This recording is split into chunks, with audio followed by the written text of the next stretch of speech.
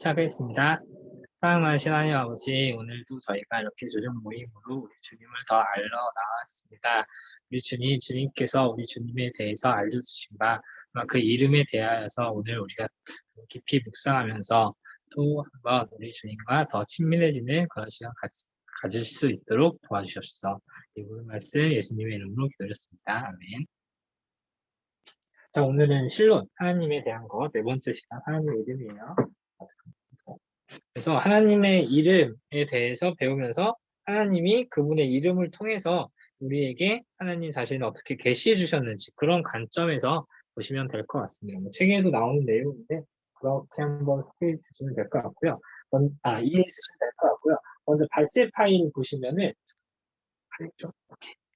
네, 발제 파일 보시면 첫 번째가 이제 그 이름의 중요성에 대해서, 그리고 뭐 물론 이제 오늘날에도 그러니까 사람들의 이름이 중요하지만, 잠깐만요, 저 목소리가 나가고 있죠? 네. 이름이 중요하지만 고대 시대 때는 특별히 이제 그 이름 자체가 그 사람 혹은 그 대상, 그 사물의 정체성 그리고 본질을 이제 나타내는 그런 용어였어요. 그래서 예를 들면은 창세기에 보면은 이제 그 하나님이, 그러니까 그 약북 강가에서 이렇게 모세래. 야곱과 이제 하나님의 천사가 있죠. 그 하나님의 천사가 씨름을 하다가 이제 이게 막 도저히 그러니까 계속 이렇게 밤새도록 씨름을 하다가 이제 그 하나님의 사자가 그 야곱의 환두뼈를 치고 올라갈 그때 이제, 그러니까 그 씨름이 다 끝날 때 야곱한테 물어요. 너 이름이 뭐냐? 이렇게 묻거든요. 그래서 야곱이 자기 이름 야곱이니까 저는 야곱입니다. 이렇게 얘기를 해요. 근데 이거를 조금 더, 그러니까 좀 본질적인 개념을 좀 해석을 해보면은 하나님이 야곱한테 이렇게 묻는 거예요. 너 뭐냐? 넌 뭐냐? 그게 바로 네 이름이 무엇이냐 이 뜻이고요. 이제 야곱이 내 이름은 야곱입니다. 라는 자가 그 성경에도 나오잖아요. 야곱이 발 뒤꿈치를 잡은 자. 그러니까 형인 에서의 발 뒤꿈치를 잡고 태어났다고 해서 발 뒤꿈치를 잡은 자라고 하고, 이거를 좀 더 이제 의역을 하고 해석을 하면 오늘 책에 나오지만 이제 약간 물건을 훔치는 자, 즉 도둑놈의 뜻이거든요. 그러니까 하나님이 야곱이랑 계속 이렇게 씨름을 하다가 이제 하나님이 야곱한테 묻는 거예요. 야, 넌 뭐냐? 너 뭐야? 이렇게 묻는 거예요. 야곱이 저는 도둑놈입니다. 이렇게 얘기를 해요. 그래서 그때 하나님이 그 이후에 이제 이렇게 말씀하시죠. 너는 앞으로 야곱이라 하지 말고 이스라엘이라 할지니 이는 하나님을 이긴 자라는 뜻이냐. 이런 말씀하시잖아요. 그래서 지금 이걸 깊게 들어갈 얘기가 아닌데, 그래서 그 장면이 야곱이 하나님께 대하여서 사실 그러니까 좀 이제 의역해서 해석을 하면요. 이게 제 해석이 아니라 그 박영선 목사님이 쓰신 하나님의 열심에 나온 내용이에요. 제가 어디 못한 거 드린 얘기가 아니에요. 그래서 하나님이 야곱과 씨름을 했다는 거는 야곱이, 그러니까 훔치는 자잖아요. 야곱이 에서의 것도 훔쳤고 그 외삼촌 라반의 것도 훔치고 막 그랬잖아요. 그래서 이제 하나님의 것조차 막 훔치려고 하는, 하나님의 것조차 자기의 욕심대로 자기 뜻대로 취하려고 하는 이제 그런 상황이 밤새도록 이어지고, 하나님의 사자, 그리고 하나님은 그걸 허용하지 않으시고 넌 나한테 굴복해야지, 왜 내 것까지 네 마음대로 가져가려고 해. 그래서 계속 그 씨름이 있는 거예요. 그래서 하나님이 도저히 안 되겠어. 야, 너 뭐야? 너 뭐야? 그러니까 야곱이 전 도둑놈입니다. 그때 야곱이 깨닫는 거야. 내가 도둑놈이었구나. 그래서 하나님이 그래, 앞으로 넌 이제 도둑놈이 아니야. 넌 이제 하나님과 겨를 이긴 자, 그러니까 너의 조상의 아브라함의 하나님이었던 내가 너의 하나님이 되어줄게 라고 하는 그런 관계가 맺어지는, 이름을 통해서 그런 하나님과의 관계, 그리고 그 야곱의 그 이전의 본질적인 상태가 나타나거든요. 그래서 그만큼 이름이 중요한, 그 고대 사회에서 이름이라는 이제 그 개념의 중요성이 있었다는 거고요. 또 뭐 추가적으로 참고해서 보실 거는 창세기에서 아담이 각 생물의 이름을 붙였잖아요. 그 말인즉슨 아담이 각 생물의 본질과 정체성을 꿰뚫고 그것에 대해서 자기가 이제 하나님의 말씀대로 다스렸다라는 상태가 된 겁니다. 네. 그래서 이제 아담이 이름을 불렀다는 것은 그 존재를 이제 완전히 다스리고 통치하고 있다라는 것을 이제 증명하는 표현이기도 합니다. 그래서 이름이 그렇게 중요하니까 당연히 하나님의 이름도 중요하겠죠. 그러니까 우리가 하나님을 하나님이라고 부르고 있지만 성경에서는 그 하나님을 여러 가지 단어로 이제 호칭을 하고 있고 그 각각의 호칭마다 그 하나님을 아주 잘 드러내는 또 드러내려고 하는 그런 의미가 담겨 있기 때문에 그 하나님의 이름을 통해서도 우리는 하나님의 계시를 볼 수 있는 거예요. 하나님이 스스로 그러니까 그리고 성경에서 하나님을 무엇이나 부르느냐에 따라서 우리가 그 하나님을 배울 수 있고 알 수 있는 그런 이제 하나님의 중요한 계시로서의 이름을 배워보도록 하겠습니다. 그래서 첫 번째, 그러니까 하나님의 이름의 중요성 좀 더 구체적으로 들어간 첫 번째, 하나님의 이름은 하나님의 자신을 대표하게 됩니다. 그래서 하나님의 이름은 하나님의 권위와 힘과 거룩함을 지닙니다. 자, 이거를 그러니까 조금 떼서 해석을 하면 하나님께서 권위와 힘과 거룩함을 지니고 계시죠. 그러면 당연히 그 하나님을 나타내는 이름, 하나님의 본질을 나타내는 이름 그 자체에서도 하나님의 권위와 힘과 거룩함을 지닌 게 있습니다. 이게 구약에서 뭐 여러 가지 구절로 나와 있는데요. 일단 책에서 확인을 해보시고요. 하나님의 이름으로 이제 예를 들어서 하나님의 이름을 아버지와 아들과 성령의 이름으로 세례를 주고 이런 표현도 있잖아요. 그래서 하나님의 이름으로 이루어진 사역도 있고요. 하나님의 이름으로 행해진 맹세, 예를 들어서 뭐 나시린의 서약 이런 것들 또 이제 하나님의 이름으로 행해지는 사역과 맹세이기 때문에 그만큼 하나님의 권위, 그 약속과 언약을 꼭 지켜야 하는 권위 그런 게 있다고 보시면 되겠습니다. 그리고 이제 10계명에 나오죠. 너는 하나님의 이름을 너는 내 이름을 망령되이 일컫지 말지니라. 그만큼 그 이름 자체에 하나님의 권위가 있기 때문에 이 이름을 잘못 부르다가 죽을 수도 있어요. 심지어. 그렇기 때문에 이제 하나님의 이름이 그만큼 이제 권위가 있고 중요하다 이런 걸 알 수 있고요. 두 번째는 잠깐 말씀드렸듯이 하나님의 이름 그 자체가 하나님 그 자신이 우리에게 하나님 소개해 주신 하나님의 계시 무슨 성격도 지니고 있습니다. 자, 그래서 이제 구약과 신약에 나오는 하나님의 이름을 이제 조금 살펴볼게요. 자, 2번 구약에 나온 하나님의 이름이고요. 자, 구약에 나오는 하나님의 이름은 크게 두 가지 측면이 있어요. 방가로 1번이 첫 번째 하나님의 개인적인 이름인 여호와가 있고요. 두 번째가 하나님의 일반적인 이름, 그러니까 신과 주를 의미하는 명칭이라고 보시면 돼요. 이 두 개의 차이는 뭐냐면은 혹시 뭐 적으시는 분이 없겠지만 이건 적지 마세요. 혹시 적으시는 분이 있다 적지 마세요. 공식적인 건 아니고 그러니까 굳이 이렇게 표현을 하자면 방가로 1번이 개인적인 이름이라고 있잖아요. 그렇죠? 그러면은 예를 들면은 뭐 저를 예를 들면 제가 뭐 하나님 절대 그런 건 아니고 비유예요. 자, 예를 들어서 저의 개인적인 이름이 원식이라는 게 있잖아요. 그렇죠? 그리고 여기서 하나님의 일반적인 이름이라고 했는데 말하자면은 제가 개인적인 이름은 문원식이지만 그래서 회사에서의 뭐 직위라고 하면은 뭐 매니저라든지 뭐 시니어 매니저라든지 뭐 대리라든지 뭐 이런 표현 있잖아요. 그러니까 누가 저한테 뭐 길을 지나가다가 누가 저를 보면서 대리님이라고 하면은 제가 반응을 하잖아요. 그렇죠? 제 이름이 아닌데. 약간 이런 개념으로 보시면 돼요. 약간은. 그렇죠? 그래서 하나님의 일반적인 이름은 신 혹은 주로 의미하는 명칭인데 이거는 그냥 비유였으니까 빨리 지우시고 자, 그렇게 두 가지 측면을 살펴보겠습니다. 그리고 첫 번째, 하나님의 개인적인 이름 여호와라는 게 이 파트가 알아두면은 깊은 은혜가 되긴 하는데 상당히 어려운 파트예요. 자, 원래 하나님의 이름을 우리가 이제 직접 하나님께서 이렇게 어떤 음성으로 막 뭔가 이렇게 막 계시해주는 시대가 아니니까 성경을 봐야 되잖아요. 자, 이 하나님의 개인적인 이름을 히브리어 원래 이제 처음에 성경에 쓰여진 언어였던 히브리어에서는 이 네 가지 자음 문자를 구성했어요. 제가 여기 뭐 해놨는데 저도 사실 히브리어를 쓸 줄 몰라가지고 뭐 대충 쓰면은 이렇게 뭐 이렇게 하고 이렇게 하고 이렇게 네 가지가 있어요. 이게 자, 이거를 우리는 조금 유식한 말로 신성사문자라고 합니다. 신성사문자. 신성사문자. 자, 별로 뭐 적절한 건 아니지만, 어디 가서, 이렇게 뭐 신성사문자라고 이렇게 좀 얘기하면, 이거 좀 신학 공부를 했네. 이런 소리 좀 들으실 수 있을 거예요. 그러지 마시고요. 자, 원래 이렇게 히브리어 성경에 이렇게 적혀 있었어요. 근데 히브리어가, 자, 거기 보시면, 근데 이걸 어떻게 발음해야 되는지 아무도 모른다. 자, 그렇게 적혀 있는데 이게 왜 이런 일이 일어나냐면요. 히브리어 성경은 그 히브리어의 표기 방식은 자음만 쓰는 책이에요. 그러니까 예를 들면은 제 이름이 이제 아까 뭐 윤원식이었잖아요. 그러면은 히브리어 성경에서는 이렇게 써요.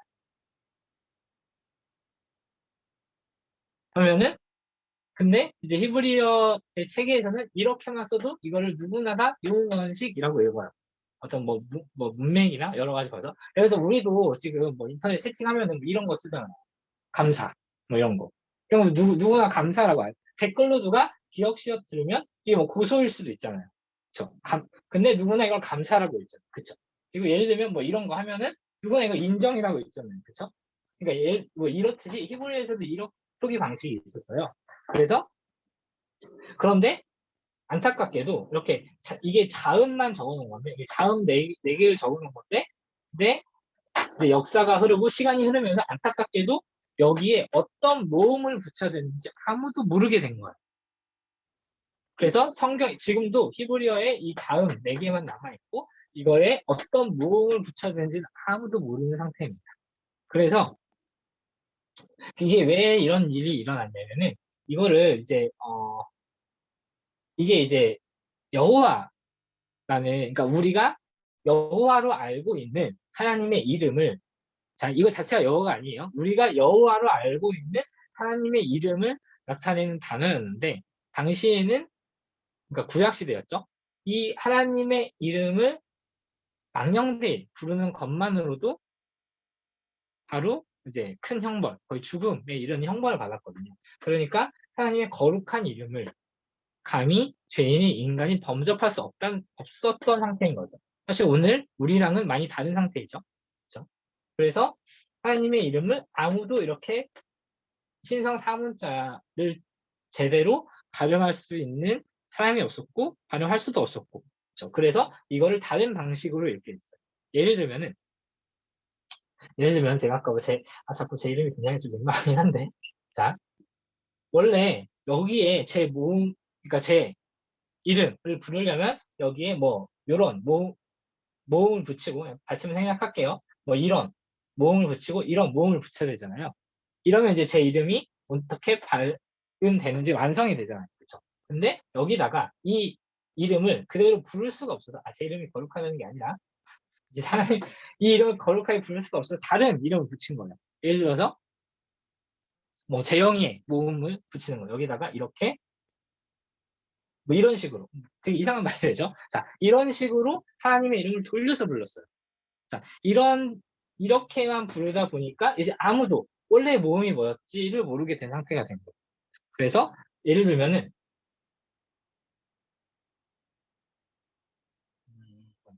됐다. 그래서 특히 이 부분에 대해서 이제 이런 모음만 남아 있다가 어 모음만 남아 있다가 언제 이게 여호와란 이름으로 그럼 이게 왜 여호와냐? 우리는 이걸 왜 여호와로는 부르고 있냐? 이거는 약간 역사적인 유래가 있는데 책에 나온 내용인데요. 잠깐 정리해서 말씀드릴게요. 이제 어 여기에 이제 신약에 보면은 어떤 주를 의미하는 그런 이제 아도나이 좀 밑에 방금 읽은 있죠. 아도나이라는 명칭이 있었어요. 이거는 이제 정말 주님을 뜻하는 히브리어 정통적인 표현이었거든요. 자, 그러면 여기다가 원래 보세요. 아도나이 이게 있잖아요. 여기에다가 여기 네 문자가 있잖아요. 여기에다가 자, 원래 여기에 다른 모음이 들어가는데 이 모음을 뭔지 모르니까 그냥 주님을 뜻하는 이 아도나이의 모음을 이렇게 따서 쓴 거예요. 지금 물론 이제 한글이 아니었겠죠, 당연히. 자, 이렇게 해서 이거를 발음을 하면은 그러니까 원래 이 신성 삼자의 자음에다가 아도나이의 모음을 따서 발음을 하면은 이게 이제 뭐 야호와 뭐 이런 뜻이 이런 발음에 가깝게 된대요. 라틴어 아닌데 아무튼 야호와 이런 표현이 되고 이게 라틴어와 영어를 거치면서 여호와라는 발음에 가까워졌다고 합니다. 그래서 오늘날 우리는 하나님의 개인적인 이름 하나님께서 나는 스스로 있는 자인이라고 표현했던 요 이름을 오늘날 우리는 여호와라고 불러요. 원래 하나님의 이름을 나타내는 문자에다가 아도나이의 모음을 붙인 여호와라는 것을 오늘 우리는 하나님의 이제 이름, 개인적인 이름으로 부르게 됩니다. 그래서 그래서 이제 여호와라고 부르는 게 오늘날 우리 한국 교회에서 공식적으로 이제 성경 번역에서 채택된 발음이고요. 사실은 이제 야훼라는 발음이 조금 더 가깝다는 견해도 있다고 합니다. 이게 이제 초대 교부들, 2세기, 4세기, 2세기, 4세기 이때쯤에 교부들에 의해서 야훼라는 표현이 제일 가깝다라는 이제 이것도 뭐 영어에 뭐가 있겠죠? 아무튼 라틴어 영어에 뭐가 있겠죠? 그래서 이런 뭐 견해도 있지만 어쨌든 한국 교회에서는 공식적으로 이제 여호와라는 이제 번역을 쓰고 있습니다. 그래서 오늘 우리는 이 스스로 있는 자라는 여호와의 이름을 부르고 있습니다.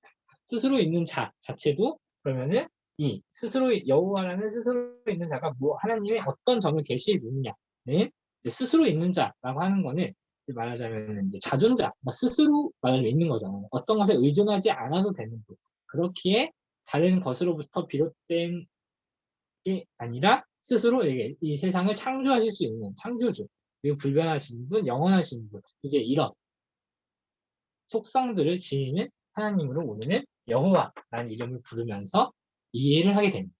우리가 그냥 뭐 주 나의 여호와라고 하는데 그 주 나의 여호와라는 속에는 그냥 하나님의 자존성, 그리고 창조주 대신 불변성, 영원성, 그리고 하나님의 언약 이런 것까지 다 이 여호와라는 이름에 함축되어 있어요.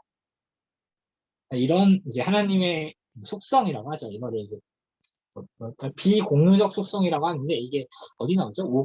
오늘이 사가죠. 한 6강과 7강쯤에 나올 거예요. 하나님의 속성이. 바로 다음에 나오나? 아무튼 곧 배우실 테니까 오늘 넘어가겠습니다. 자, 그리고 두 번째로 하나님의 일반적인 이름이 신, 주를 의미하는 명칭이 이제 엘이라는 단어가 있어요. 그래서 주로 힘과 관련된 언어로 능력, 강함, 위대함 이제 이런 일반적인 표현이라고 합니다. 특히 이제 엘로힘, 엘로하 하면 이게 단수형, 복수형 뭐 이런 뜻인데 창조주이신 하나님께서 자신의 피조물을 통치하시는 절대적, 역사적 주의심을 강조하는 표현입니다. 여기서 이제 복수 표현이 쓰인 거는 우리가 지난 시간에 배웠죠. 삼위일체 하나님을 지칭하는 복수 표현으로 엘로하가 복수인가? 엘로하가 복수적인 의미로 쓰이고 있습니다. 그리고 이제 주를 뜻하는 아도나이 이런 표현에 대해서는 최고의 주권을 가지신 하나님에 대한 명칭을 우리가 주님이라고 하잖아요. 그거를 아도나이라고 보시면 되겠습니다. 그런 하나님의 이름이 있고요. 세 번째, 신약 성경에 나오는 하나님의 이름은 첫 번째 이제 퀴리오스라는 게 있는데요. 구약의 아도나이라는 표현이 신약에서는 이제 히브리어 헬라어 차이겠죠. 퀴리오스로 번역되어 있고요. 특별히 신약의 퀴리오스는 성부 하나님뿐만 아니라 성자 예수님 을 부르는 칭호로도 사용이 되고 있어요. 삼위일체 하나님을 표현하는 이름으로는 지극히 당연한 거죠. 그렇죠? 하나님도 하나님이고 같은 신성을 지니신 본질적인 이제 예수님의 칭호로서도 사용되고 있습니다. 그리고 데오스라는 표현이 있는데요. 데오스는 예를 들면은 우리 그 예배당 앞쪽에 붙어 있죠. 옆쪽인가? 아직 없어졌나? 옆에 붙어있다 없어졌나? 코람데오 기억나세요? 코람데오 할 때 그 데오가 이제 그 바로 이제 하나님을 나타내는 그 이름이었거든요. 코람데오가 하나님 존전에서 하나님 앞에서 라는 뜻이에요. 그래서 그 데오라는 표현이 하나님을 의미하는 그런 엘로하 이 위에 바로 나왔죠. 하나님의 힘을 뜻하는 권위를 뜻하는 그런 표현이기도 합니다. 다만 데오스라는 이름은 그러니까 하나님도 하나님이지만 일반적인 신을 뜻하기도 해요. 그래서 이제 신약에서 어떤 약간 이교도의 신이나 예수님에 대해서도 이 데우스라는 표현을 사용했다고 합니다. 자, 그렇게 해서 오늘 발제는 마치면 될 것 같고요. 그래서 하나님의 이름이 첫 번째로 왜 중요한지, 그리고 하나님의 이름을 통해서 우리는 이제 어떤 것을 봐야 되는지를 사실 봐야 되는데 그 각각의 이름이 나타내는 속성의 의미와 그 은혜성에 대해서는 이제 조금 이어지는 5번째, 6번째, 7번째 시간에 같이 이제 공유하고 나눌 수 있을 것 같고요. 오늘은 특별히 제가 적용해 우리가 매일 하는 기도가 있죠. 매일 혹은 매주마다 주문처럼 외우듯이 하는 기도가 있죠. 주기도문 중에 이제 두 번째 문장이죠. 이름이 거룩히 여김을 받으시오며 라는 기도를 우리는 항상 합니다.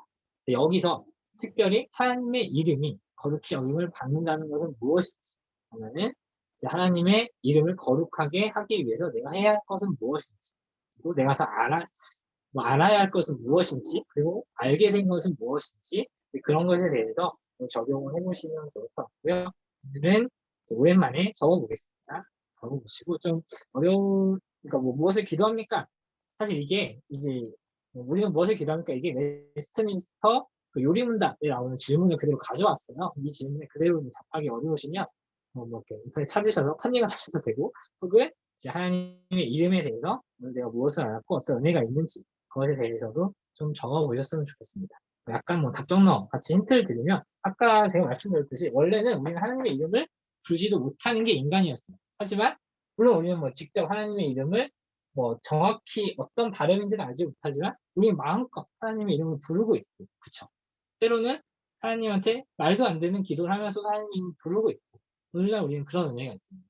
또 한편으로는 우리가 하나님의 원래 이름의 정확한 발음을 모름으로써 받는 은혜도 또 있을 것 같아요. 예를 들면은 정말 우리가 하나님의 이름을 모름으로써 하나님의 이름을 망령되이 일컫자. 만에 하나라도 망령되이 일컫는 그런 죄를 짓지 않을 수도 있게 됐잖아요.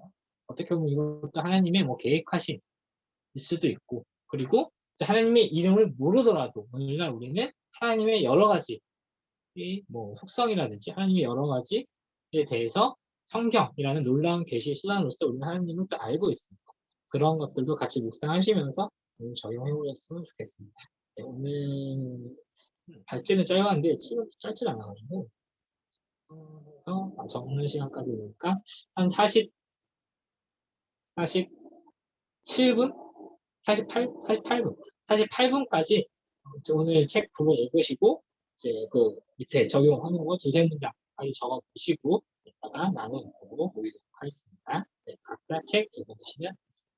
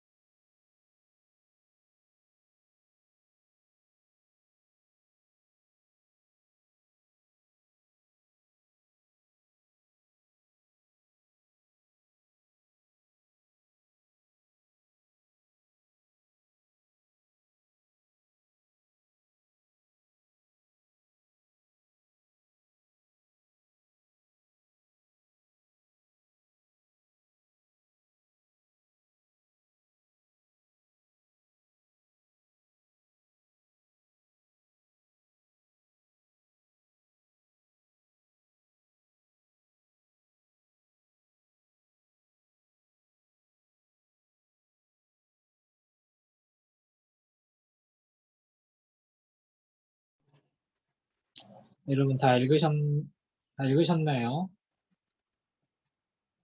네, 다 읽으셨을 거라고 생각하고 다음 질문을 한 명씩 보도록 하겠습니다. 먼저 저 먼저 할게요. 저는 이렇게 정리했습니다. 스스로 계시는 여호와가 또 우리와 함께 계시는 임마누엘이라는 사실은 우리가 신앙에서 기억해야 할 본질을 아우른다.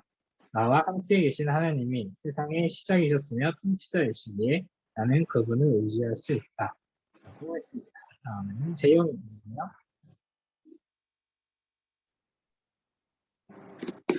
네. 이름이 거룩히 여김을 받으시오며 그래서 그저 여호와라는 그냥 이름 자체를 알고 있었던 그 이름에 어떠한 의미가 담겨 있는지를 처음 알게 되었다. 이름 자체가 곧 그분을 말해준다는 것을 새롭게 알게 되었고 참 하나님이 우리에게 그 이름 자체로 그분을 또 나타낸다는 사실에 또 깊이 감명을 받았다.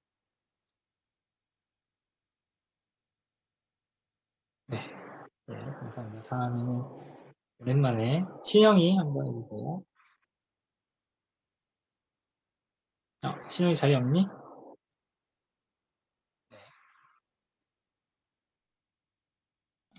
있어.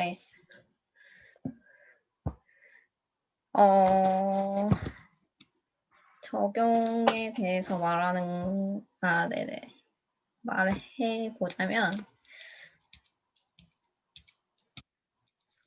우리가 믿는 하나님에 대해서 말을 하고 있는 것 같고, 재영 오빠 말처럼 하나님이 여러 이름이 있다는 것을 배우고 우리가 하나님에 대해서 원래 알고 있었지만 이에 대해서 좀 더 깊이 알고 그래서 이분을 더 믿고 그래서 이분에 대해서 기도할 수 있다고 생각합니다. 전 여기까지. 네. 이렇게 말하면 될 것 같아요. 네, 감사합니다. 다음 가영이 있어요.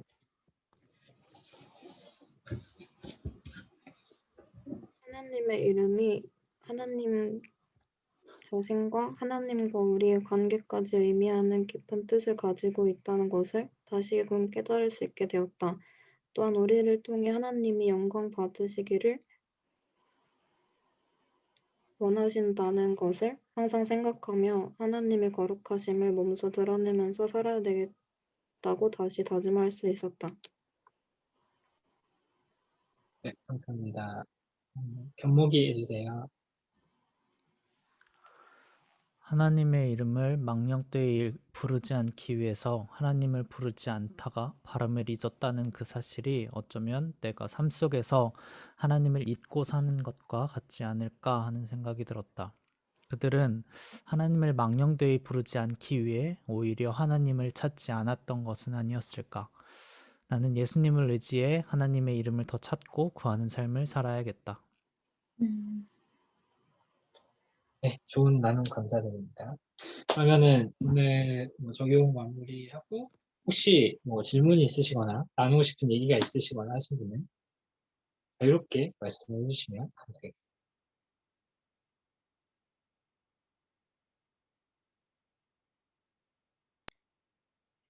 네, 그럼 여러분이 없으시면 제가 오늘 내용은 아니고 지난주 내용인데 전달을 빼먹은 것도 있고 그래가지고 하나만 소개를 해드리고 넘어가려고 해요. 삼위일체에 대해서 아주 간단한 거? 그러니까 약간 한 꼭지이긴 한데 지난주에 삼위일체를 하면서 성부, 성자, 성령의 세 인격으로 이렇게 계신다고 했죠. 서로 같지 않은 세 인격으로 계시면서도 세 분이 각각 완전한 하나님이시다. 이렇게 전달을 드렸잖아요. 그래서 뭐 성부의 뭐 계획, 작정, 시행 뭐 이런 식으로도 이렇게 말씀을 드린 적이 있고 구원 사역에 있어. 그래서 우리가 저희가 그때 성경론 하면서 제가 신론 가서 소개해 드릴게요라고 하고 소개 안 드리고 넘어간 것 같아요. 그래서 말씀을 드리면 이렇게 세 분의 하나님이 각각 다른 인격을 가지고 물론 이제 하나의 하나님이시지만 특별히 구원 사역에 있어서 특정 영역에 있어서 각 인격의 하나님이 뭔가 주관하시는 그러니까 주도하시는 그런 역할을 하시죠. 그걸 우리는 경륜적 삼위일체라고 합니다.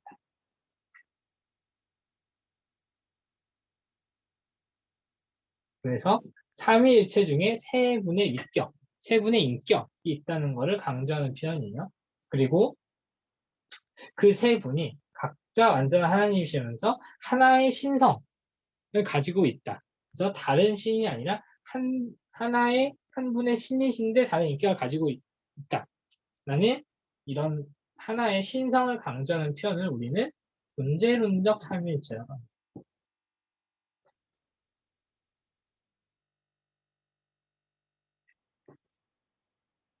네, 이렇게 이 두 개 꼭지를 3일차 하면서 나올 것 같았는데 안 나와서 저도 방심하고 일단 넘어갔어요. 이거 뭐 사실 용어 자체가 뭐 그러니까 용어 자체를 아는 게 중요한 건 아닌데 이 용어를 알면서 우리가 3일차 하나님의 두 측면에 대해서 더 잘 이해할 수 있을 것이기 때문에 이걸 알아두시면 좋을 것 같고요. 그리고 정말로 곁다리는 건데 지난주에 그 영상을 다시 보면서 깨달은 게 있는데 제가 지난번에 이제 그 삼위일체 유비를 표현을 하면서 빛이 이렇게 제 개인적으로 막 잘 표현하는 것 같다 하면서 이제 빛이 화장과 에너지의 성격을 동시에 지니고 있다 이런 표현을 했잖아요. 근데 이게 사실은 파장이 아니라 파동이에요. 정말 작은 거긴 한데 주셨으면 좋겠어서 네, 오타가 나가지고 하나 만들었어요. 네, 여기까지 하고 그러면 오늘은 특별히 또 다른 질문 없으시면 제가 기도하고 마치겠습니다. 기도하시겠습니다. 하나님 아버지 감사합니다. 오늘 이렇게 또 저희가 주님의 이름을 부를 수 있는 이런 영광이 저에게 얼마나 감격스러운 것인지를 또 한번 배웠습니다. 주님, 우리가 평소에도 우리 일상을 살아갈 때도 그리고 우리 주님께 나아갈 때도 우리 주님을 이렇게 마음껏 부르며 우리 주님과 더욱더 친밀하게 교제할 수 있는 삶을 할 수 있도록 저희에게 그런 영광과 사랑을 떠나하여 주시옵소서. 이 옳은 말씀 예수님의 이름으로 기도했습니다. 아멘. 네, 수고하셨습니다. 평안히 쉬시고요. 공지하겠지만 다음 주부터는 아예 그냥 공식적으로 9시에 하도록 하겠습니다. 네, 감사합니다. 수고하셨습니다. 감사합니다. 네.